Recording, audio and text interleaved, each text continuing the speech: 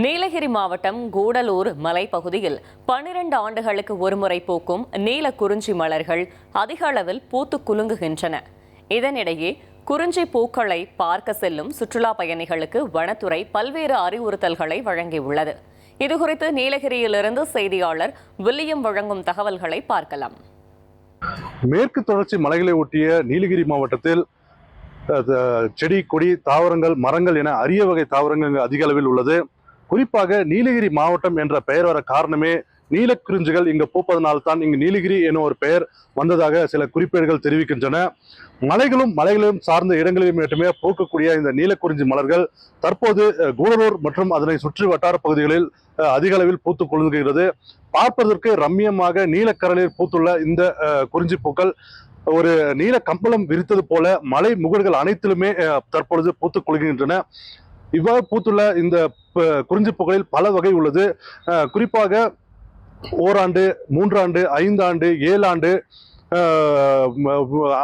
இந்த காலகட்டங்களில் பூக்கக்கூடிய குறிஞ்சி பூக்கள் இருந்த போதிலும் 12 ஆண்டுகளுக்கு ஒருமுறை பூக்கக்கூடிய குறிஞ்சி பூவே மிகவும் பிரசித்தி பெற்ற அரிய வகை என பார்க்கப்படுகிறது. அந்த வகையிலான குறிஞ்சி பூக்கள் தற்பொழுது கூடலூரில் பூத்துள்ளது. இதனை காண நாள்தோறும் ஏராளமான பொதுமக்கள் மற்றும் சுற்றுலா பயணிகள் வந்து செல்கின்றனர். அவ்வாறு வரும் சுற்றுலா பயணிகள் அத்துமீறி அதாவது பாதுகாக்கப்பட்ட வனப்பகுதியை தாண்டி இந்த மலைகளுக்கு செல்கின்றனர். அந்த மலைப்பகுதி முழுவதுமாகவே பூத்துள்ள இந்த பூக்களை கண்டு ரசித்ததோடு அதனை பறித்தும் அங்கு ரீல்ஸ் எடுத்தும் இணையத்தில் வைரலாக்கி வருகின்றனர். இதை பார்த்தும் கூட வார இறுதி நாட்களான சனி மற்றும் ஞாயிறு ஆகிய காலகட்டங்களில் அதிக அளவிலான சுற்றுலா பயணிகள் வந்து செல்கின்றனர்.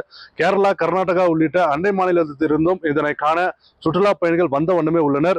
அவ்வாறு வரும் சுற்றுலா பயணிகள் அதாவது பாதுகாக்கப்பட்ட வனப்பகுதிக்குள் செல்வதும் அங்கு அதாவது யானை, சிறுத்தை, கரடி உள்ளிட்ட வனவிலங்குகள் உள்ள பகுதிக்குள் செல்வதால் இவர்களுக்கு சென்று அங்கும் ரீல்ஸ் எடுத்து பதிவேற்றம் செய்கின்றனர். இதனால் வனத்துறை சார்பில் இன்று ஒரு முக்கிய அறிவிப்பு வெளியிடப்பட்டுள்ளது.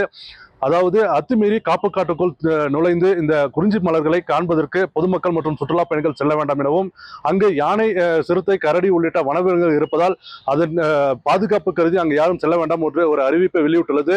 அதுபோல அங்கு சென்றவர்கள் இங்கு இந்த குறிஞ்சி மலர்களை பறித்து செல்லவும் அந்த ஒரு குற்றச்சாட்டும் எழுந்து வந்த நிலையில் குறிஞ்சி மலர்களை பறிக்கவும் கூடாது, அங்கு சென்று பார்க்கவும் கூடாது என்ற ஒரு அறிவிப்பை வனத்துறையினர் இன்று வெளியிட்டுள்ளனர். இனி செல்லும் இடமெல்லாம் செய்தி. தந்தி டிவியின் வாட்ஸ்அப் சேனலை ஃபாலோ பண்ணினா செல்ல இருக்கும் இடமெல்லாம் செய்தி. இதோ QR கோட் இப்பவே ஸ்கேன் பண்ணுங்க, ஃபாலோ பண்ணுங்க.